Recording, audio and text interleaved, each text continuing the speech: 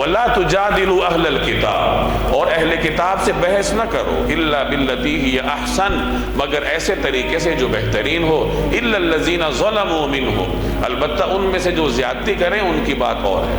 چونکہ مسلمان مکہ میں رہتے تھے، مکہ مکرمہ میں اس زمانے میں مشرکین کی کثرت تھی، ان کی طاقت تھی، تو مختلف اوقات میں مشرکین سے بات چیت کرنے کی نوبت آتی، جیسے مشرکین اعتراضات کرتے تھے اور ان کا جواب دیا جاتا تھا، نبی کریم صلی اللہ علیہ وسلم جواب ارشاد فرماتے تھے یا مسلمان جواب دیتے تھے، تو مکالمہ ہوتا تھا۔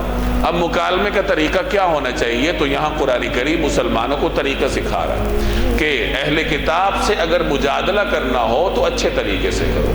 اہل کتاب سے مراد وہ لوگ ہیں جنہیں گزشتہ زمانے میں کتاب دی گئی، یعنی عیسائی ہوں یا یہودی ہوں جن کے پاس گزشتہ کتابیں تھیں۔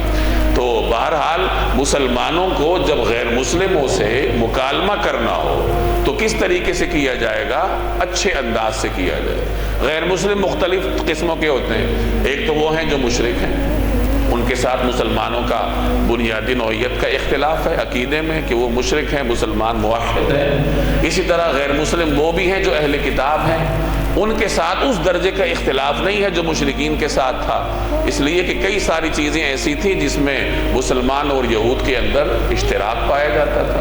خود قرآن کریم ان کو دعوت دیتا ہے کہ تعالوا الی کلمۃ سواء بیننا و بینکم، کہ آؤ ہم ایک ایسے کلمے پر، ایسی بات پر اشتراک کر لیتے ہیں جو تمہارے اور ہمارے درمیان مشترک ہے، اللہ نعبد الا اللہ، اور وہ کیا ہے کہ ہم اللہ کے سوا کسی کی عبادت نہ کریں، ولا نشرک بہ شیئا، اس کے ساتھ ہم کسی کو شریک نہ کریں۔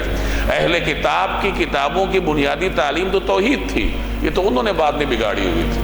تو بہرحال اہل کتاب چونکہ مسلمانوں کی نسبتاً قریب تھے تو مسلمانوں کو حکم تھا کہ جب ان کے ساتھ مکالمہ کرنے کا وقت آئے، مکالمہ کرنے کی نوبت آئے، اچھے طریقے سے کرو۔